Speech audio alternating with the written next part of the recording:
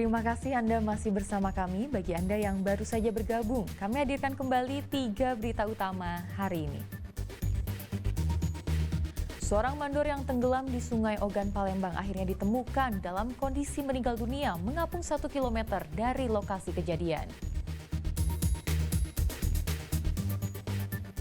Jembatan penghubung di Desa Karangagung, Kabupaten Pali ambruk dan hanyut terseret derasnya arus sungai. Ratusan warga desa terisolir. Seribuan jemaah calon haji dan umroh Kota Palembang mengikuti kegiatan manasik haji.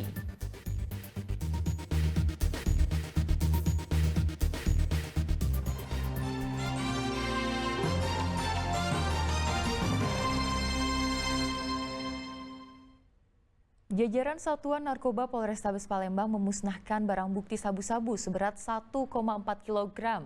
Narkoba yang dimusnahkan merupakan hasil pengungkapan kasus pada bulan Mei lalu. Pemusnahan barang bukti 1,4 kg sabu-sabu digelar di gedung Sat Narkoba Polrestabes Palembang. Sebelum dimusnahkan, barang bukti senilai miliaran rupiah itu diperiksa petugas Puslap Mabes Polri. Pemusnahan dilakukan dengan cara mencampur narkoba dengan air deterjen, kemudian dihancurkan dengan menggunakan blender. Barang bukti narkoba yang dimusnahkan merupakan hasil pengungkapan kasus polisi pada 28 Mei lalu. 4 orang tersangka pemilik barang juga diringkus polisi. Pemusnahan dilakukan untuk menghindari terjadinya hal-hal yang tidak diinginkan. Ini bagian daripada sebuah keefisienan dari penyidik di dalam rangka untuk menghindari hal-hal yang tidak diinginkan, apakah barang bukti hilang atau menyusup. Demikian juga menghindari penyalahgunaan atas penggunaan barang bukti tersebut, mengingat dan mempertimbangkan karena barang bukti yang dimaksud tentunya memiliki satu nilai, memiliki nilai yang jual yang cukup mahal ataupun yang dapat dikatakan tinggi, sehingga guna mengantisipasi hal-hal tersebut, kami pada siang hari ini akan melakukan pemusnahan barang bukti narkoba jenis sabu sebagaimana hasil penyitaan yang telah kami lakukan. Barang bukti yang sudah dihancurkan kemudian dibuang ke dalam kloset kamar mandi. Dalam waktu dekat, berkas perkara keempat tersangka akan dilimpahkan kepada Kejaksaan Negeri Palembang untuk disidangkan.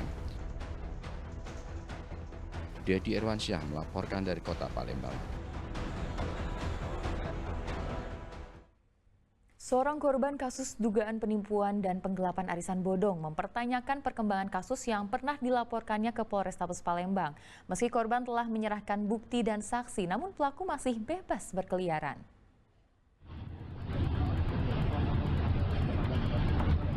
Didampingi kuasa hukumnya, seorang korban kasus dugaan penipuan dan penggelapan arisan bodong bernama Muhammad Bahari Yuda Putra mendatangi kantor Satreskrim Polrestabes Palembang. Kedatangan korban untuk mempertanyakan perkembangan penyidikan kasus yang pernah dilaporkannya. Padahal laporan tersebut sudah diterima Polrestabes Palembang sejak 22 April lalu. Korban melaporkan seorang perempuan yang menjadi bandar atau administrasi arisan daring bernama Reza Destarita. Modus yang dilakukan pelaku adalah dengan menebar bujuk rayu kepada korban untuk mengikuti arisan daring yang dikelolanya. Saat korban mendapatkan arisan pada bulan November dan Januari lalu, terlapor justru tidak memberikan uang arisan sebesar 40 juta rupiah. Reza saat ini juga sulit untuk dihubungi dan tidak diketahui keberadaannya. Pertama ngajak ikut arisan, Pak. Ikut investasi arisan. Setelah perjalanan itu ikut arisan dan seharusnya aku itu narik arisan itu di bulan 11 tahun kemarin, Pak. Seharusnya narik di bulan 11 tahun kemarin sampai detik sekarang, titik hari ini tidak ada sama sekali itikat baik dari beliau untuk mengembalikan hak yang harusnya aku terima. Berapa itu sebenarnya kita terima tuh? Seharusnya itu di bulan 11 itu ada 20 juta dan juga di bulan 1 itu 20 juta, Pak. Itu ya. Nah, ini sekarang kita laporkan ya? Sekarang sudah kita masukin laporan karena mengingat dari pelaku tidak ada itikat baik sama sekali sampai sekarang. Selain kita ada korban lain nggak, Mas? Selain kita, Pak, ada korban lain, Pak, banyak.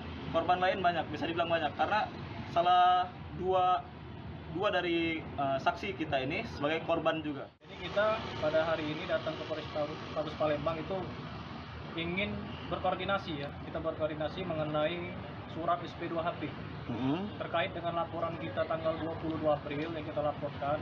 Karena sampai dengan hari ini kan kita belum menerima surat SP2HP, perkembangan dari laporan kita tersebut.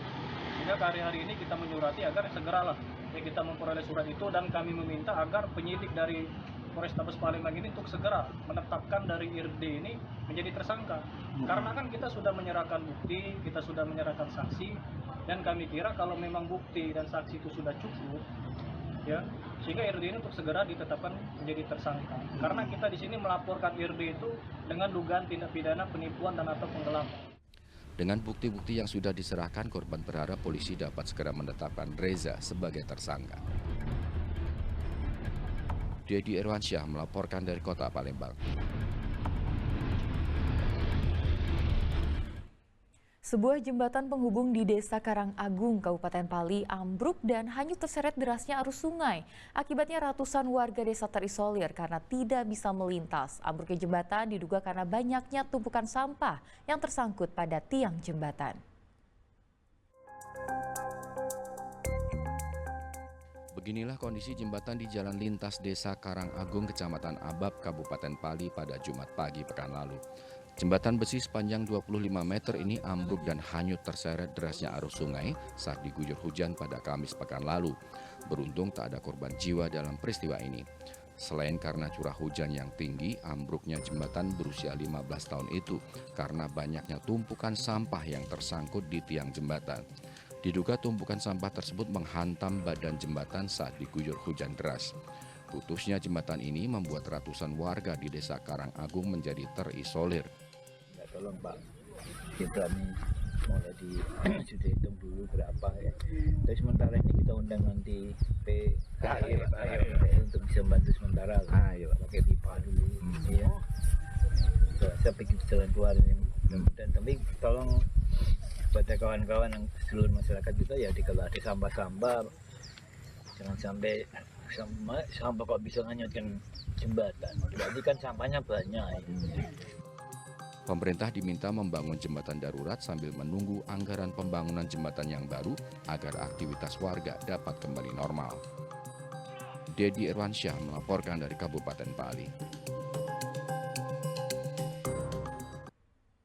Salah satu kegiatan sebelum menjalankan ibadah haji dan umroh adalah manasik haji. Selain tata cara ibadah di Tanah Suci, manasik juga bertujuan untuk memberikan pemahaman kepada calon jemaah haji dan umroh tentang makna dan rukun ibadah.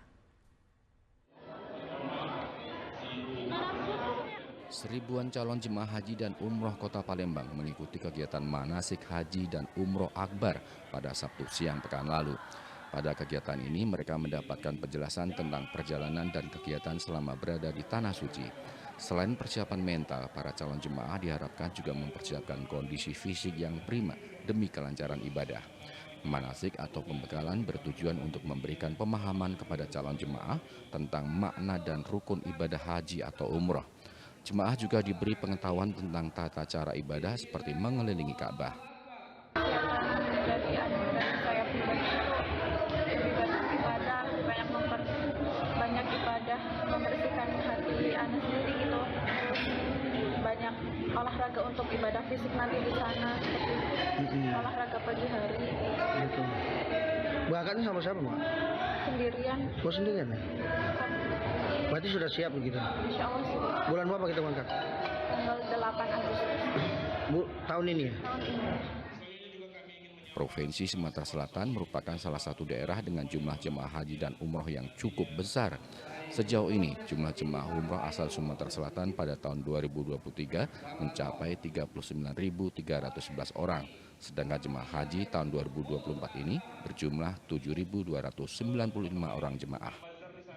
Dedi Irwansyah melaporkan dari Kota Palembang.